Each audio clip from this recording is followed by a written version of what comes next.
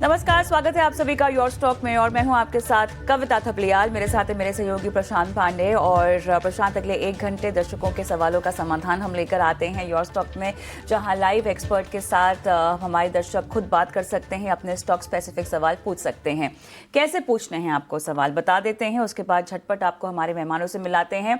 आपको जो है अपने सवाल हमें SMS कर देने हैं 9167329108 पर। इस नंबर पर अपने सवाल SMS के जरिए पूछिए। आप चाहें तो व्हाट्सएप के जरिए भी पूछ सकते हैं।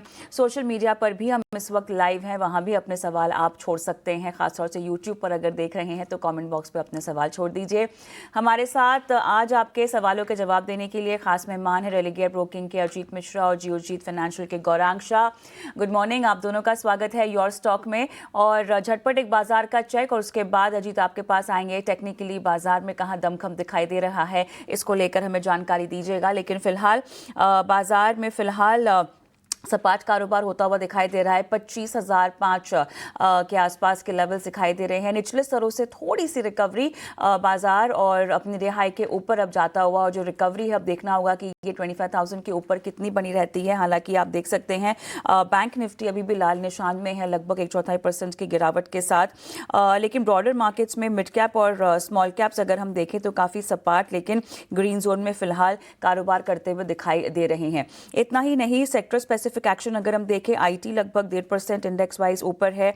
एफएमसीजी में हम देख रहे हैं 1% के पार की तेजी है। रियलिटी इंडेक्स लगभग 0.5% ऊपर है। और बाकी हम देख सकते हैं पूरा पीएससी पैक है जहां पर थोड़ा सा एक्शन दिखाई दे रहा है। हेल्थ केयर आज के सत्र में लाल निशान में कारोबार कर रहा है। और इसके साथ साथ ऑटो में भी हम देख रहे हैं कि आज के सत्र में मुनाफा वसूली का एक सेशन काफी फ्लैट लेकिन लाल निशान में दिखाई दे रहा है। और राइट जीत, रिकवरी निचले लेवल से आती हुई दिखाई दे रही है और 25,000 के पार फिलहाल हमें बाजार जाता हुआ दिखाई दे रहा है। क्या कहेंगे? शुक्रिया कविता। तो बिल्कुल देखिए कविता, जिस तरीके से हमने इस वीक की शुरुआत की थी एक स्ट्रॉन्ग नोट पे, मींस 6 हफ्तों की गिरावट के बाद लास्ट वीक हमारा कंसोलिडेशन वाला रहा जिसमें कि हमने पॉजिटिव क्लोज देखा। बट इस बार फाइनली हम देख रहे हैं थोड़ा सा traction from the beginning. Means आपने शॉर्ट टर्म एवरेजेस को रिक्लेम कर लिया। 20 EMA को बहुत डिसाइसिवली रादर आपने इसको ब्रेक किया था। वो गैप जो कि मंडे के दिन बना उसको इंटैक्ट रखे हुए है बाजार। कल के सेशन में भी एक डिप आया था बट 24,900 को रिस्पेक्ट करते हुए होल्ड किया। 25,000 को डेफिनेटली थोड़ा सा रेजिस्ट कर रहा है बाजार, कंसिडरिंग कि बुल थोड़ा सा वेट एंड वॉच में है कि बिकॉज बैंकिंग जो कि एक क्रिटिकल फैक्टर है वो थोड़ा सा बैकफुट पे है, खासतौर से एचडीएफसी और आईसीआईसीआई। बट इन सब के बावजूद जिस तरीके से हम देख रहे हैं कि heavy weights specially auto pack, Reliance Industries और आज on the rotational basis IT majors participate कर रहे हैं, तो पॉसिबिलिटी ये है कि ये मूव एक्सटेंड होता हुआ नजर आएगा आपको और 25,250 तक के लेवल्स इंडेक्स में देखने को मिलेंगे। तो मेरे हिसाब से यहाँ पे आपको बाय ऑन डिप्स मेंटेन के रखना चाहिए बाजार में जब तक कि आप 24,800 के ऊपर हैं। 25,250 आपका पहला टारगेट होगा, फिर 25,400। चलिए, तो ये है राय आपको निफ्टी पर मिलती हुई। और इन सब के बीच में बैंक निफ्टी को कैसे देख रहे हैं? जैसे मैंने बताया कि एचडीएफसी और आईसीआईसीआई जो मेन इंग्रेडिएंट हैं, अगर वही बैकफुट पे होंगे तो फिर थोड़ा सा बैंकिंग के लिए मुश्किल हो जाता है। तो वही चीज अभी बैंकिंग फेस कर रहा है कि पिछले करीब 2-3 ट्रेडिंग सेशन से दोनों ही हैवी वेट्स में करीब साइडवेज नेगेटिव टोन है। तो जिसका खामियाजा बैंकिंग इंडेक्स को भुगतना पड़ रहा है कि यहाँ पे अंडर परफॉर्मेंस देखने को मिल रही है। 56,200 के ऊपर निकलने के बाद मुझे लगता है कि बैंकिंग में थोड़ा सा आपको दोबारा से ट्रैक्शन देखने को मिलेगा। इन सब के बीच में पीएसयू बैंकिंग काउंटर्स कंपैरेटिवली ज्यादा बेटर परफॉर्म कर रहे हैं। Stock like bank of Baroda, Canara bank, SBI, वहां पे आपका फोकस होना चाहिए within the banking space. विशेष रूप से ध्यान रखिए और कहां पर आपको फोकस करना है। जो सरकारी बैंक हैं वो ज्यादा बेहतर नजर आते हुए। चलिए पहले कॉलर को अपने साथ जोड़ते हैं। राकेश हमारे साथ जुड़ चुके हैं। राकेश जी, गुड मॉर्निंग, कहां से बात कर रहे हैं? गुड मॉर्निंग, मैं सर कोलकाता से बोल रहा हूँ। जी बताइए, क्या मदद की जाए आपकी? सर मेरे पास एक साइड का 375 शेयर है 393 के रेट पे, और उसको सर लॉन्ग टर्म के लिए हैं। लॉन्ग टर्म का नजरिया है और 393 की बाइंग है। इंटरेस्टिंग बाइंग है आपकी। लॉन्ग टर्म में कितना समय देना चाहते हैं आप? दे सकते हैं सर, साल 1.5 साल दे सकते हैं। ठीक है, 1-2 साल दे सकते हैं। गौरांग सर नमस्कार, प्रशांत बात कर रहा हूँ। एक्साइड इंडस्ट्रीज मौजूदा स्तरों के आसपास ही इनकी खरीदारी है, बताइए क्या करना चाहिए? धन्यवाद प्रशांत भाई, आपका इस मंच पर आमंत्रित करने के लिए सभी को प्रणाम और शुभ प्रभात हमारे तरफ से। एक छोटा सा डिस्क्लोजर दे देता हूँ राय देने से पहले कि जो भी निवेश लायक रणनीति आज प्रातःकाल आपके कार्यक्रम में रखेंगे, ये हमारी रिसर्च टीम की तरफ से राय है। इसमें हमारी कंपनी जियोजित अथवा हमारा कोई निजी निवेश नहीं है, ना ही किसी प्रकार का वित्तीय लाभ हमें मिलता है और ना ही किसी प्रकार का कॉन्फ्लिक्ट ऑफ इंटरेस्ट। लेकिन इसी स्तर पर राय हमारे क्लाइंट्स को देते हैं, हो सकता है उनका निवेश हो। देखिए प्रशांत भाई, जो परिस्थिति में सुधार खास करके शुक्रवार में स्वतंत्रता दिवस के दिन माननीय प्रधानमंत्री श्रीमान नरेंद्र मोदी जी ने लाल किले से घोषणा की, एक नए अवतार में जीएसटी 2.0 जहां पर बड़े तौर पर सिर्फ 2 दरें होंगी। उसके पश्चात सोमवार को, कल मंगलवार को और आज थोड़ा बहुत रुझान ऑटो क्षेत्र पर सकारात्मक नजर आता है। इसके साथ साथ जो अंतर्राष्ट्रीय स्तर से खबरें हैं टैरिफ को लेकर के, वहां पर भी उम्मीद है कि सुधार होगा। अगर ऑटो क्षेत्र अच्छा करता है प्रशांत भाई, तो जाहिर है टायर बनाने वाली कंपनी, ओईएम कंपनी और बैटरी मैन्युफैक्चरिंग कंपनी, ये सब भी बेहतर रुझान करेंगे। जहां तक प्रश्न एक्साइड इंडस्ट्रीज का, खरीदारी की राय है हमारी रिसर्च टीम की तरफ से। और एक सकारात्मक बात बैटरीज के लिए ये है कि ये ना तो सिर्फ आपको आइस इंजन यानी कि पेट्रोल और डीजल से चलने वाले वाहन में जरूरत पड़ती है, लेकिन बाकी अन्य वाहनों में भी आपको जरूरत पड़ती है। रिप्लेसमेंट मार्केट बहुत बड़ा है, न्यू ऑर्डर मार्केट उतना ही बड़ा है। खरीदारी की राय है, बने रहें। और अगर कोई बाजार में मुनाफा वसूली आती है और आपको 375 या 350 के आसपास ज्यादा दिखता है ये स्टॉक, तो आप थोड़ा बहुत और भी जोड़ सकते हैं लंबी अवधि अवधि के लिए 350 से 375 तक के लेवल्स देखने को मिलते हैं, तो आप एक्साइड इंडस्ट्रीज में और जोड़ सकते हैं। ये सलाह है गौरांग शाह की। हम आगे बढ़ते हैं और यूट्यूब के जरिए समीर शेखावत का सवाल लेते हैं। जयपुर से अपना सवाल भेजा है और अजीत अशोक लेलैंड में खरीदारी कर रखी है और इनकी बाइंग प्राइस ये बता रहे हैं 115 है और 5 साल तक का नज़रिया इन्होंने बना रखा है, इसमें रुके रहने का, इन्वेस्टमेंट का इनका नज़रिया है। तो कंपनी की ग्रोथ के लिहाज से और आगे भी किस तरह से कंपनी की परफॉर्मेंस रहेगी, फिलहाल भी शानदार मुनाफे में ये बैठे हुए दिखाई दे रहे हैं, और निवेश का नजरिया क्या कहेंगे? देखिए कविता, यहाँ पे अगर मैं सीवी स्पेस में बात करूं तो नो डाउट एक काफी कंसिस्टेंट परफॉर्मर है अशोक लेलैंड। साल दर साल हमने देखा है कि यहाँ पे ये पॉजिटिविटी कंटिन्यू होते हुए, और अच्छी बात यह है कि जिस लेवल पे उन्होंने बाय किया है अभी हाल फिलहाल में अपने रिकॉर्ड हाइस के पास उन्होंने बाय किया है और वहां से भी एक अच्छे गेन्स देख रहे हैं। काफी लंबी अवधि का नजरिया है, तो डेफिनेटली रिव्यू करने की रिकमेंडेशन होगी कि टाइम के हर इंटरवल पे, जैसे कि आप एटलीस्ट साल दर साल तो एटलीस्ट कम से कम इसको रिव्यू करें। मुझे लगता है कि साल भर के पॉइंट ऑफ व्यू से जिस तरीके से अभी इसमें प्राइस एक्शन देखने को मिल रहा है, मैं सरप्राइज नहीं होऊंगा करीब 180 से लेकर 200 के जोन को ये टेस्ट करने का पोटेंशियल दिखा दे, और अब 110 से लेकर 120 का जोन ये काफी मेजर सपोर्ट रहेगा आने वाले टाइम में। तो काफी डिसाइसिव ट्रेंड देखने को अनफोल्ड होते हुआ नजर आ रहा है, ना ही केवल अशोक लेलैंड में, in fact for the complete auto space. तो बने रहने की राय होगी यहाँ पे, और नियर टर्म के हिसाब से जैसे बताया है कि साल भर के हिसाब से आपका 180 तक के नियर टर्म टारगेट्स वो एंटिसिपेट कर सकते हैं। चलिए, तो ये है राय आपको मिलती हुई अशोक लेलैंड पे। प्रदीप जी हमारे साथ इस वक्त फोन लाइन पर जुड़े हुए हैं। प्रदीप जी नमस्कार, कहां से बात कर रहे हैं? नमस्कार नमस्कार, मैं दुर्ग से बात कर रहा हूँ जी, बताइए कौन सा स्टॉक लिया आपने? अरविंदो फार्मा है मेरे पास जी। 55 शेयर है 1025 में।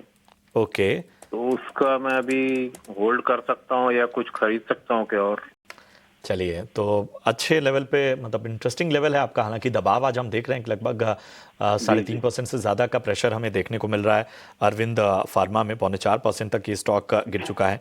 अगर हम टर्म के लिए है जी, इसके अलावा पिछले 1 महीने में लगभग 8% के आसपास गिरावट हम देख चुके हैं। अगर हम इस साल अब तक देखें तो लगभग 22.5% ये स्टॉक टूटता हुआ नजर आया है। चलिए चलते हैं गौरांग सर के पास। गौरांग सर, अरविंदो फार्मा लगातार गिरावट का शिकार आज भी हम देख रहे हैं कि लगभग 3.5% से ज़्यादा टूटता हुआ। क्या राय आपकी रहेगी? हालांकि इनकी जो खरीदारी है वो बहुत ही शार्प है, 1025 के भाव पे खरीदारी की है। तो प्रशांत भाई देखिए, पहले तो एक बजौली फार्मा क्षेत्र की कंपनी और कुछ खबरों को लेकर के थोड़ी बहुत मायूसी या नकारात्मक परिस्थिति छोटी मध्यम अवधि में, आंकड़ों को, तिमाही नतीजों को लेकर के भी अगर आप देखने जाए तो थोड़ी बहुत असमंजस परिस्थिति पूरे फार्मा क्षेत्र में उभरती हुई नजर आई। कुछ कंपनियों ने अच्छे आंकड़े भी लेकर के आए, लेकिन इनका नजरिया जो हमने सुना वो लंबी अवधि का है और इनका निवेश भी जो स्तर पर है वहां से अनुमानित ये आकलन लगा सकते हैं कि नीचे के तरफ के दायरे काफी सीमित है। लंबी अवधि का नजरिया आपको मैं बने रहने की राय दूंगा। इनका दूसरा प्रश्न ये भी था, क्या मैं और जोड़ सकता हूं? तो जोड़ने के लिए मेरे ख्याल से गिरावट का थोड़ा इंतजार करें आप। अगर आपको 1020 या 1000 के आसपास जाता हुआ दिखता है आने वाले भविष्य में, तब जाकर के आप जोड़ सकते हैं। इस स्तर पर अगर 1020 या 1000 के आसपास आप जोड़ते हैं, मैं इसलिए राय दो रहा हूं निचले स्तर पर, ताकि इनका जो पहला खरीद का स्तर है उनकी कॉस्ट ऑफ एवरेज जो है वो नीचे आ जाएगी काफी।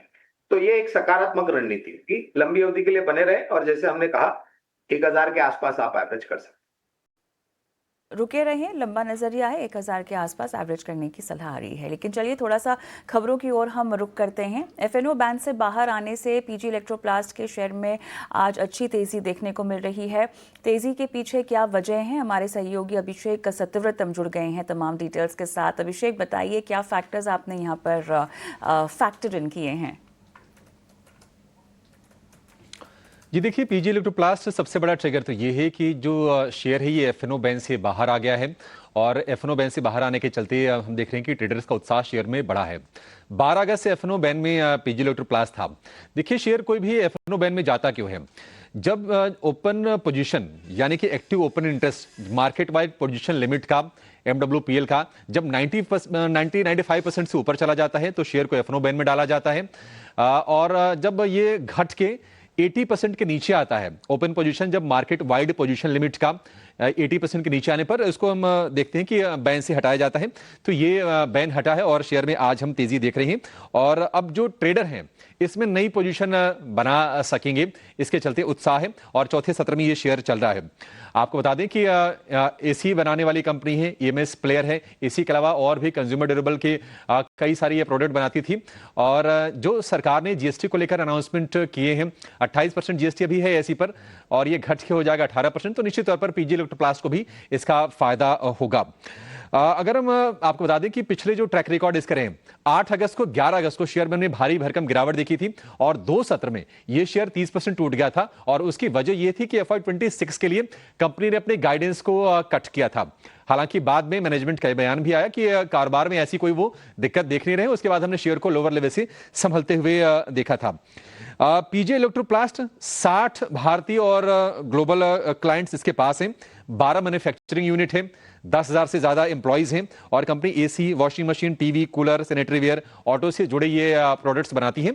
तो निश्चित तौर पर ये फेस्टिव सीजन भी अच्छा होने जा रहा है और ये बैन हटना काफी पॉजिटिव है और इसके चलते हम देख रहे हैं कि 3 दिन से तेजी होती रही थी, लेकिन आज चौथे सत्र में जो तेजी है वो काफी दमदार है पीजी इलेक्ट्रोप्लास्ट की। कुल फिलहाल भी हम देख रहे हैं लगभग 5% की तेजी के साथ स्टॉक में कारोबार हो रहा है। तो जी हाँ, इसका इम्पैक्ट एक फिलहाल की चाल में दिखाई दे रहा है। अभिषेक, बहुत बहुत धन्यवाद आपका तमाम डिटेल्स देने के लिए। और योर स्टॉक में एक काम करते हैं, छोटा सा ब्रेक लेते हैं। ब्रेक के उस पर आपके सवालों के जवाब तो दिए ही जाएंगे, लेकिन हमारा खास सेगमेंट ऑप्शंस के चैंपियन में भी आपको बताएंगे आज की रणनीति क्या आ रही है। मिलते हैं ब्रेक के बाद।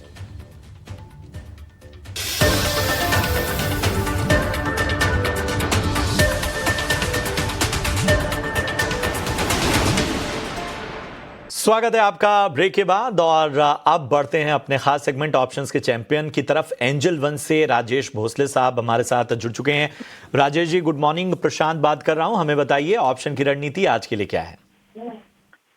जी नमस्कार, गुड मॉर्निंग प्रशांत जी। देखिए, आज एफएमसीजी स्पेस में काफी अच्छा अट्रैक्शन दिखाई दे रहा है एंड इस स्पेस में से हमें नारिको काफी अच्छा लगा है। देखिए प्रशांत जी, मई मंथ से अराउंड 3 से 4 बार रेजिस्टेंस लिया था अराउंड 735 के आसपास, बट आज फाइनली ब्रेकआउट देखने को मिला। तो 750 का ऑप्शन बाय करना है मैरिको का 750 का कॉल। और ये लास्ट फ्यू मिनट्स में ऑलरेडी एक स्पॉट आ गया, तो थोड़ा सा डिप में बाय करना है। 6.5 से 7 के रेंज में बाय करना है। स्टॉप लॉस रहेगा 2 का एंड टारगेट रहेगा 15.5 का। प्रशांत जी, इसका जो लॉट साइज है 1200 का है, तो जो maximum risk as per stop loss होगा वो होगा 5400 का, एंड जो टारगेट हम एक्सपेक्ट कर रहे हैं वो होंगे 10,800 पे।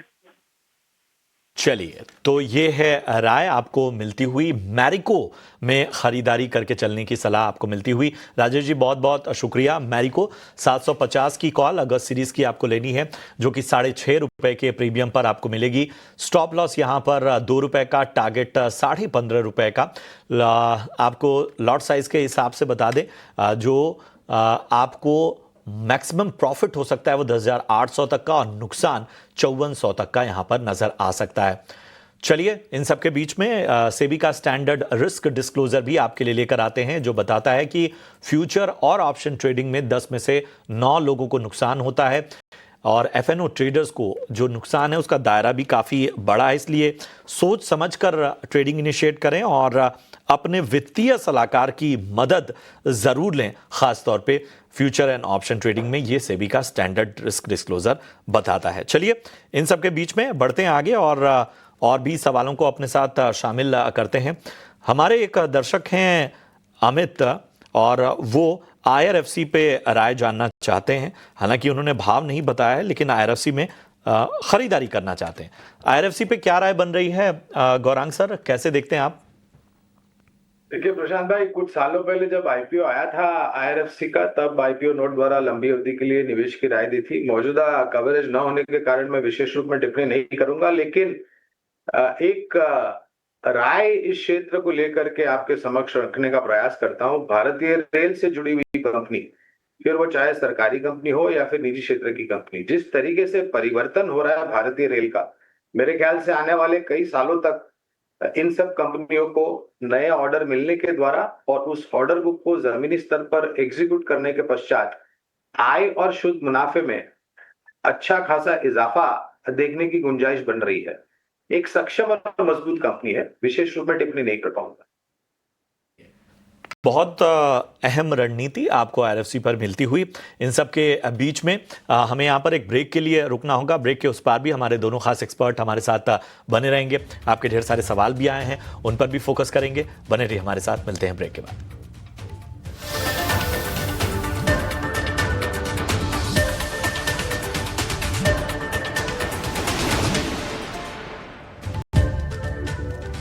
नमस्कार, स्वागत है एक बार फिर से आप सभी का योर स्टॉक के सेकेंड एडिशन में, और मैं हूं कविता। प्रशांत मेरे सहयोगी मेरे साथ बने हुए हैं, और हमारे दोनों मेहमान भी हमारे साथ प्रशांत बने हुए हैं, अजीत मिश्रा और गौरांग शाह। आप दोनों का एक बार फिर से स्वागत है योर स्टॉक की इस पेशकश में।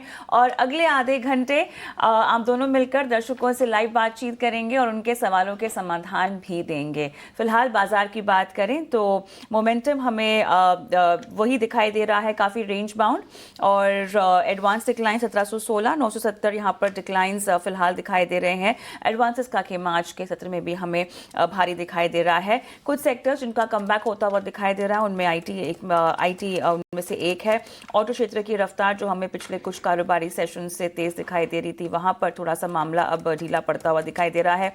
स्टॉक स्पेसिफिक एक्शन, टेलीकॉम काफ़ी हद तक एज अ सेक्टर हम देख रहे हैं कि एक्शन में है। आज भारतीय एयरटेल में भी हम देख रहे हैं कि अच्छी खासी तेज़ी है। कल यहाँ पर जियो ने अपना 1 GB का प्लान बंद किया, और उसके बाद भारतीय एयरटेल ने भी इसका ऐलान किया है। तो कुछ सेक्टर स्पेसिफिक एक्शन जो कि कंटिन्यूएशन में है, और IT जैसे कमबैक्स हम आज के कारोबारी सत्रों में देख रहे हैं। लेकिन इसके अलावा आपके स्टॉक स्पेसिफिक एक्शन को लेकर आप क्या करेंगे? आपको अगर आप कोई सवाल पूछना है तो योर स्टॉक में अपने सवाल भेज सकते हैं। नंबर आपकी स्क्रीन पे फ्लैश कर देते हैं झटपट, 9167329108। इस नंबर पर SMS कीजिए अपने सवाल, व्हाट्सएप भी कर सकते हैं, और अगर YouTube पर देख रहे हैं फिलहाल तो कमेंट बॉक्स में भी अपने सवाल आप डाल सकते हैं।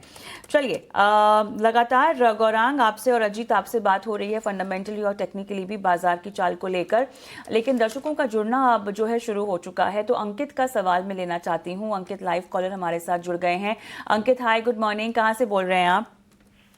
हेलो मैम मैं चरखी दादरी हरियाणा से बोल रहा हूँ। हरियाणा से, बताइए JSW इंफ्रा में खरीदारी कर रखी है, किस भाव पर? मैम JSW इंफ्रा में 160 रुपए के भाव से 500 शेयर है मेरे पास। ओके 160। और अब आप इसमें कितना समय देना चाहते हैं, क्योंकि मुनाफा तो आपको बढ़िया हो रहा है अंकित? मैम इसमें लॉन्ग टर्म व्यू मुझे नहीं पता कैसा है, क्योंकि अभी तो क्या है कि रिटर्न तो बहुत अच्छे मिल गए हैं मुझे, लेकिन लॉन्ग टर्म में इसका क्या व्यू रहेगा तो वो मुझे पता करना है। चलिए देख लेते हैं कि लॉन्ग टर्म में आपको इसमें कितना रुकना चाहिए। गौरांग, अगर आपकी कवरेज में हो लॉन्ग टर्म ड्यूरेशन के हिसाब से JSW इंफ्रा? कविता, इसका आईपीओ कुछ सालों पहले आया था और मेरे ख्याल से 130 के आसपास इसका आईपीओ था, अगर मेरा अंदाजा सही है तो। और उस समय पर हमें आईपीओ नोट द्वारा लंबी अवधि के लिए निवेश की राय दी थी और इनका निवेश भी मेरे ख्याल से उसी समय का है जब ये लिस्ट हुआ था। 160 पे इन्होंने जाकर के निवेश किया। ये कंपनी पोर्ट लॉजिस्टिक्स में कारोबार करती है और काफी सारी विस्तार योजना है। खाड़ी देशों में इनका कामकाज बहुत बड़ा है और भारत में भी इन्होंने काफी कुछ नए प्रोजेक्ट्स शुरू किए हैं और आने वाले समय में विस्तार योजनाएं भी हैं कंटेनर हैंडलिंग को लेकर के और नई जगहों पर अपनी सेवाएं उपलब्ध कराने के लिए। तो अगर मैं वो आईपीओ नोट को एक आधार बनाता हूं, क्योंकि काफी लंबे समय पहले इसका आईपीओ आया था, तो अगर इन्होंने लंबी अवधि का निवेश किया है तो मेरे ख्याल से जो स्तर पर उनका निवेश है वो बहुत ही सकारात्मक है।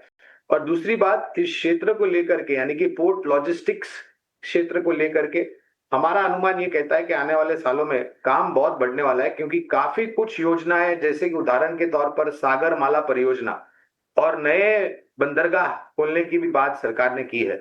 तो मौका बहुत बड़ा है ऐसी कंपनियों को अपना कामकाज और आगे बढ़ाने के लिए। बिल्कुल, तो ये है राय आपको मिलती हुई। रविश हमारे साथ इस वक्त फोन लाइन पर जुड़े हुए हैं। रविश, गुड मॉर्निंग, कहां से बात कर रहे हैं? सर वेरी गुड मॉर्निंग, मैं उत्तर प्रदेश जी। से बात कर रहा हूँ। जी, आपकी आवाज बड़ी डिस्टर्ब हो रही है, आप थोड़ा रुक के बात करेंगे कहीं? हेलो जी रविश, बहुत आवाज आपकी डिस्टर्बेंस आ रही है। वैसे आपका सवाल है हमारे पास, हम सीधा सवाल पूछ लेते हैं। 147 पे इन्होंने JSW सीमेंट बाय किया हुआ है और 102 शेयर इनके पास JSW सीमेंट के इस वक्त मौजूद हैं और इस पर राय जानना चाहते हैं। फिलहाल जो है खरीदारी का भाव जो है इनका 147 के आसपास है। चलिए बताएं किरण जी, क्या करना चाहिए?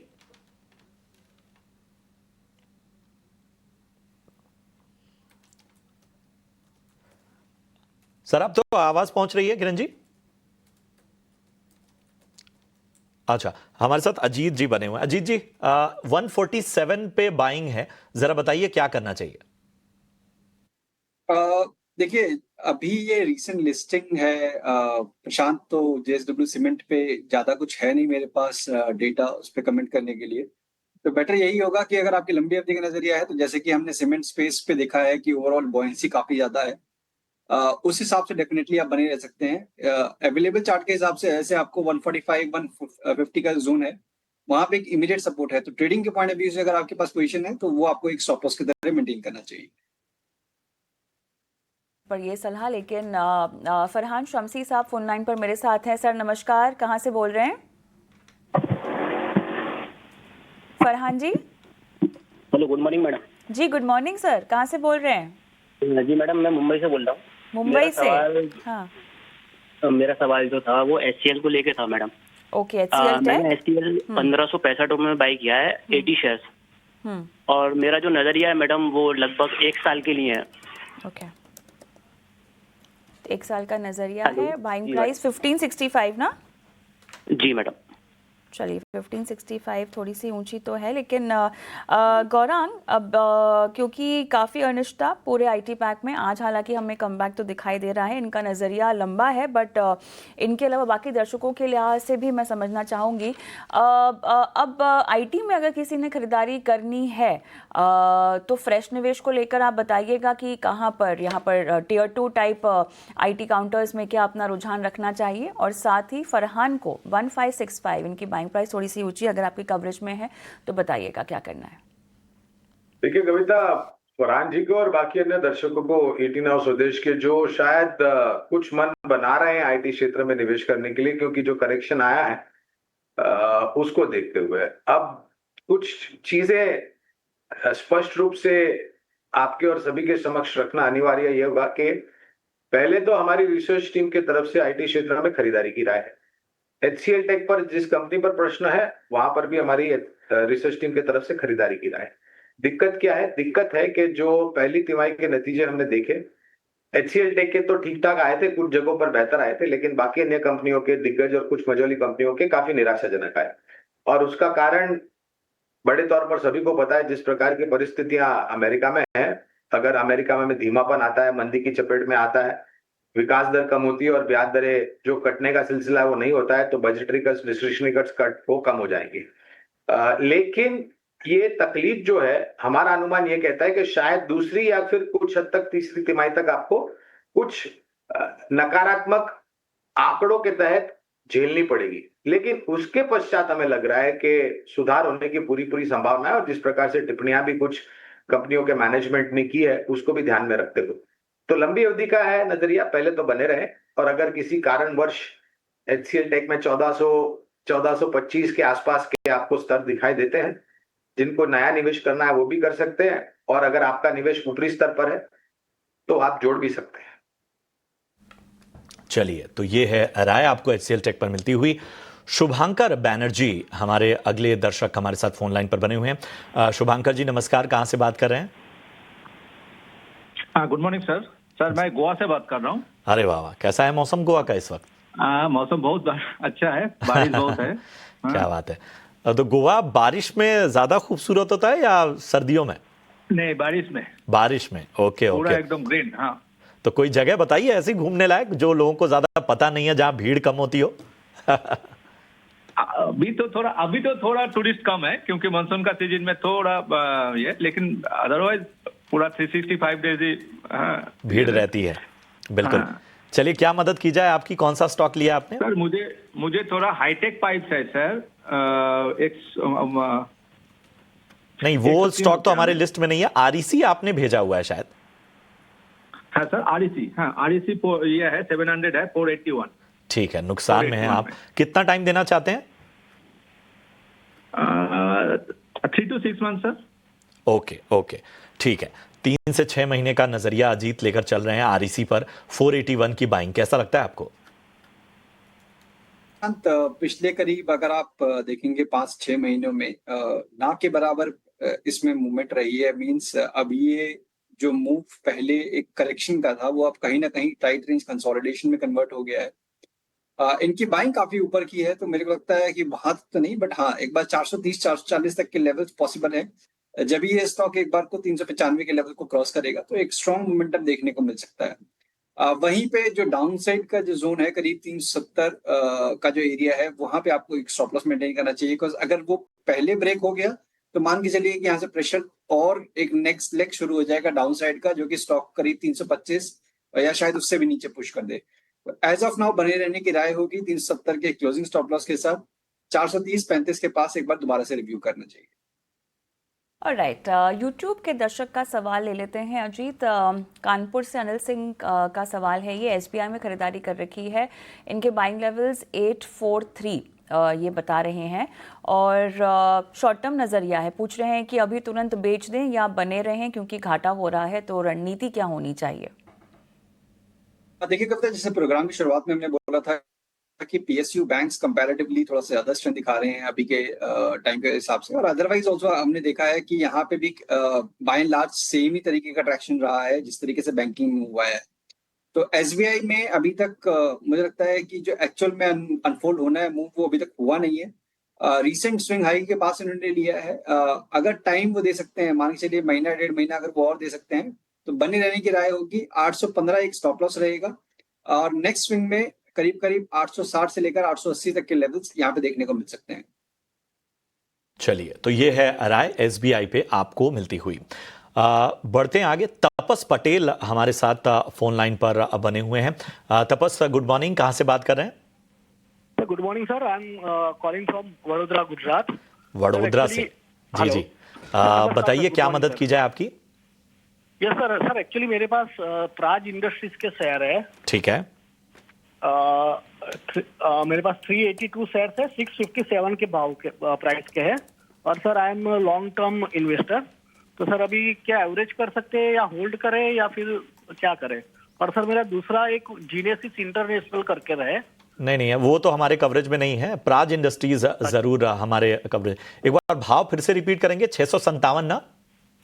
657। Yes yes yes yes. चलिए Gaurang sir, Praj industries long term के लिहाज से 657 पे हालांकि इनकी बाइंग है काफी ऊपरी स्तरों की, क्या करना चाहिए? देखिए प्रशांत भाई, मुझे याद नहीं है, ज्ञान नहीं है हमारी कवरेज है कि नहीं, इसलिए विशेष रूप में टिप्पणी नहीं करूंगा। लेकिन तपस जी को मैं एक चीज बिल्कुल बताना चाहूंगा कि अगर आपने 680 या 700 के आसपास प्राज इंडस्ट्रीज में निवेश किया है तो आप मौजूदा भाव देख लीजिए, करीबन 418 420 के आसपास। मेरे हिसाब से अगर मेरा गणित सही है तो करीबन 75% शायद इनको नुकसान, 50 से 75% के बीच में इनको नुकसान हुआ है। इतना बड़ा नुकसान मत होने दीजिए। और जहां तक प्राज इंडस्ट्रीज का सवाल है तो ये कंपनी चली थी काफी अच्छी कुछ 8 महीने या साल भर पहले, और फिर लगातार निरंतर गिरावट आई है क्योंकि नतीजों ने मेरे ख्याल से बहुत बुरी तरीके से निवेश किया है। और ये जो एथेनॉल इंजिन या फिर एथेनॉल का उपयोग या फिर एथेनॉल का इंफ्रास्ट्रक्चर जो बैकएंड चाहिए ये कंपनी बनाती है। तो इतना नुकसान मत होने दीजिए जहां पर से रिकवरी होने पर एक प्रश्न चिन्ह लग जाए। विशेष रूप में टिप्पणी नहीं करूंगा क्योंकि मुझे ज्ञान नहीं है कि हमारी कवरेज है कि नहीं। चलिए झटपट एक सवाल ले लेते हैं यूट्यूब से दर्शक राकेश का, और CESC बने उन्हें खरीदारी कर रखी है। अजीत, आपके पास मैं आऊँगी। 178 की अपनी बाइंग प्राइस ये बता रहे हैं। एक शॉर्ट टर्म का ही नज़रिया, स्टॉप लॉस के साथ आप इनको क्या रेकमेंड करना चाहेंगे? बिकॉज काफ़ी गहरे घाटे में है, इनकी बाइंग प्राइस थोड़ी सी ऊपर है। बिल्कुल कविता, देखिए यहाँ पे एक अच्छी रिकवरी आई थी जो फरवरी मंथ में करीब 120 के लेवल से इसने एक छलांग लगाई, करीब 190 तक के लेवल्स पहुंचा, और वहां से फिर एक करेक्टिव टोन पिछले करीब 1.5-2 महीनों में हमने देखा है कि अपने लॉन्ग टर्म एवरेजेस के पास आ गया है। अच्छी चीज ये है कि अपने मेजर एवरेजेस के पास कंसोलिडेट कर रहा है। कुछ खास डाउन साइड पे अभी तक हमने देखा नहीं है, बट काफी क्रिटिकल लेवल्स हैं। तो अगर 160 के नीचे स्लिप हुआ तो मान के चलिए प्रेशर और बढ़ सकता है। वहीं पे एक बार को 168 के लेवल को क्रॉस होने के बाद इनके बाइंग प्राइस को रीटेस्ट करने के पोटेंशियल दिखा सकता है स्टॉक। करीब 180 182 तक के लेवल्स यहाँ पे पॉसिबल है। तो अभी तो बने रहने की राय होगी, बट एक स्ट्रिक्ट स्टॉप लॉस मेंटेन करने की रिकमेंडेशन होगी कि 160 के नीचे अगर स्टॉक क्लोज होता है तो डेफिनेटली एक बार निकल जाए। बस 160 के नीचे क्लोज होता है तो आपको डेफिनेटली निकलने की सलाह दी जा रही है। अजीत, बहुत बहुत धन्यवाद, आपने समय दिया और दर्शकों के सवालों के जवाब दिए। कोई डिस्क्लेमर देना चाहेंगे जाते जाते? शुक्रिया कविता। देखिए जो भी स्टॉक्स हमने डिस्कस किए हैं, पर्सनली कोई भी स्टॉक में होल्ड नहीं करता हूं, बट हमारे क्लाइंट्स के पास पोजीशंस हो सकती हैं। शुक्रिया अजीत। गौरांग, आपसे गुजारिश आप हमारे साथ बने रहें। एक छोटा सा ब्रेक हम लेंगे और ब्रेक के उस पार गौरांग शाह के साथ दर्शकों से बातचीत भी करेंगे, उनके सवालों के जवाब भी लेंगे।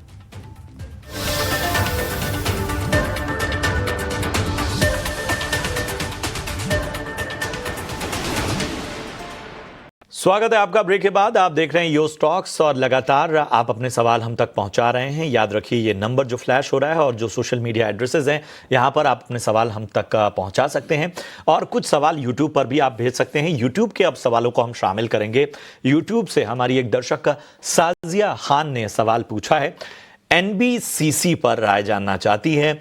इन्होंने 108 के भाव पे 1000 शेयर लिए हुए हैं, फिलहाल नुकसान में है, और लॉन्ग टर्म का इनका नजरिया है। बताएं गौरांग सर, क्या राय बन रही है NBCC पे 108 की खरीदारी है? देखिए 108 पे खरीदा है तो ज्यादा दूर नहीं है जो मौजूदा भाव है, हल्का खासा नुकसान हो रहा है साजिया जी को। लेकिन हाँ, ये एक सरकारी कंपनी है प्रशांत भाई, निर्माण कार्य से जुड़ी हुई है, अच्छा खासा ऑर्डर बुक है। हमारी रिसर्च टीम के तरफ से अगर इनका नजरिया लंबी अवधि का है तो बने रहने की राय है, और जो लक्ष्यांक अनुमानित जो मुझे याद आ रहा है वो करीबन 125 के पार के आसपास के लक्ष्यांक है, तो बने रहे। चलिए, NBCC पे गौरांग आपने ये राय दी है। लेकिन गौरांग, यूट्यूब से हमारे एक दर्शक हैं सुमेंद्र उपाध्याय, और ये कह रहे हैं कि इन्होंने IRFC में खरीदारी कर रखी है और 123 के रेट पर 1 साल के लिए लिया हुआ है, और क्या टारगेट आप इनको रेकमेंड कर सकते हैं 1 साल के लिए? तो कविता जी देखिए, जब IPO आया था बहुत साल पहले तब कवरेज थी, फिलहाल तो कवरेज नहीं, इसलिए विशेष रूप में टिप्पणी नहीं करूंगा। लेकिन जैसे मैंने पहले बताया, भारतीय रेल ये जो क्षेत्र है और भारतीय रेल से जुड़ी हुई जो सरकारी और निजी क्षेत्र की कंपनियां हैं, उनको बहुत बड़ा फायदा हो सकता है कविता लंबी अवधि में, क्योंकि बहुत बड़ा परिवर्तन जो पूरी छवि और काया है भारतीय रेल की, वो परिवर्तन हो रही है और भविष्य में होगी। आधुनिकरण रेलवे ट्रैक्स का, स्टेशनों का, ट्रेनों का आधुनिकरण, फ्रेट डेडिकेटेड फ्रेट कॉरिडोर्स को लेकर के, लास्ट माइल कनेक्टिविटी को सुधारने को लेकर के। तो IRFC एक सरकारी कंपनी है जो रेलवे क्षेत्र से जुड़ी हुई है और एक सक्षम और मजबूत कंपनी है। ठीक है, तो IRFC पर पॉजिटिव नजरिया इस वक्त गौरांग जी का। ब्रजमोहन सिंह का सवाल लेते हैं। ब्रजमोहन सिंह तोमर हरियाणा से, इन्होंने सोनीपत से सवाल पूछा है। NHPC पर लॉन्ग टर्म नजरिया चाहते हैं और इनकी खरीदारी का रेट बता देता हूं, 84 रुपए, इस भाव के आसपास ही फिलहाल स्टॉक चल रहा है। NHPC लॉन्ग टर्म से हिसाब से कैसा लगता है गौरांग सर? तो ये भी एक सरकारी कंपनी है, लेकिन क्षेत्र अलग है। ऊर्जा उत्पादन से जुड़ी हुई कंपनी है। हाइड्रो पावर, NHPC और SJVN जैसी कंपनियां हैं। ये क्षेत्र हमें काफी अच्छा लगता है प्रशांत भाई। निजी तौर पर कवरेज न होने के कारण मैं विशेष रूप में टिप्पणी नहीं करूंगा, लेकिन ऊर्जा उत्पादन क्षेत्र मेरे ख्याल से आने वाले 3-5 साल तक काफी चर्चा में रहेगा। और उसका कारण यह प्रशांत भाई कि हमारे देश में ऊर्जा की किल्लत है और वर्ष दर वर्ष जो हम और आप निजी तौर पर ऊर्जा का खपत करते हैं, कंजम्पशन करते हैं, वो निरंतर ऊपर जा रही है। उसके साथ साथ हमारे देश को एक बढ़ती हुई अर्थव्यवस्था बनाने का प्रयास सरकार कर रही है। नेक्स्ट $1 ट्रिलियन इकोनॉमी बनाना है। तो आने वाले 3-5 सालों में प्रशांत भाई कम से कम 300 से 500 गीगावाट्स की नई उत्पादन क्षमता आएगी, ऐसा मैं पढ़ रहा था किसी रिपोर्ट में। और 75% क्लीन और ग्रीन एनर्जी होगी, यानी से जो कोयले से थर्मल पावर जो होता है वो नहीं होगा, हाइड्रो होगा, सोलार होगा, विंड होगा। तो सक्षम का सरकारी कंपनी है, एक अच्छी कंपनी है, मजबूत बैलेंस शीट है। विशेष रूप में टिप्पणी नहीं कर पाऊंगा। ऑलराइट, चलिए आगे बढ़ते हैं और अगला सवाल मेरे ख्याल से हमारे दर्शक पूछना चाहते हैं और CDSL में इन्होंने खरीदारी कर रखी है 1638 पर और विदेश कुमार जी का ये सवाल है। फिलहाल तो घाटे में, लेकिन 1638 गौरांग। देखिए कविता, ये एक फिर से मैं क्षेत्र पर केंद्रित रहूंगा और इस क्षेत्र में एक कंपनी है या फिर 2 कंपनी है जिस पर हमने कवरेज की राय दी थी, कवरेज है हमारा। और एक तो इसकी प्रतिस्पर्धी कंपनी है CDSL की NSDL, जिसका IPO अभी आया था। नतीजों में थोड़ी निराशा, हल्का सा नुकसान था, लेकिन मैं अब क्षेत्र के ऊपर टिप्पणी करूंगा और वो क्षेत्र है हमारे भारत के शेयर बाजार। अगर आपका अनुमान या फिर आपकी सोच समझ और विचारधारा ये कहती है कि अगर भारत प्रगति करेगा, उन्नति करेगा, तो उसके साथ साथ भारतीय शेयर बाजार भी प्रगति और उन्नति करेंगे। और अगर ये प्रगति और उन्नति 3 साल, 5 साल या उससे आगे चलेगी, तो भारतीय शेयर बाजार से जुड़ी हुई कंपनियां भी अच्छा कामकाज करेगी, क्योंकि ये एक दूसरे पर निर्भर है। अब जहां तक CDSL का सवाल है, तो ये डिपॉजिटरी सेवाएं उपलब्ध कराती हैं, जैसे NSDL, जिसका IPO अभी आया था और उस IPO में हमने निवेश की राय दी थी। इसके अलावा CAMS यानी कि कंप्यूटर एज मैनेजमेंट सर्विसेज, इस पर हमारी रिसर्च टीम की राय है। फिर वो चाहे प्लेटफॉर्म प्रोवाइडर कंपनी हो, उदाहरण के तौर पर BSC, ये मैं राय नहीं दे रहा, उदाहरण दे रहा हूं, या फिर सेवाएं उपलब्ध कराने वाली कंपनियां हो जैसे कि CDSL, NSDL या फिर CAMS या फिर इंटरमीडिएटरीज। अगर सक्षम और मजबूत कंपनी है तो जैसे शेयर बाजार आगे बढ़ेगा तो ये सब कंपनियां भी आगे बढ़ेगी। ऑलराइट, चलिए इसी के साथ गौरांग आज की इस पेशकश को यहीं समाप्त करते हैं। समय समाप्त हुआ। बहुत बहुत धन्यवाद आपका, आपने हमें आज वक्त दिया, दर्शकों के सवालों के जवाब भी दिए। और मुझे और प्रशांत को भी इसी के साथ इजाज़त दें, लेकिन हम फिलहाल इक्विटी बाजार से जुड़ी बातों को यहीं पर रोकते हैं, थोड़ा सा ब्रेक लेते हैं। ब्रेक के उस पार कमोडिटी बाजार का हालचाल मुनाफे की मंडी में। नमस्कार।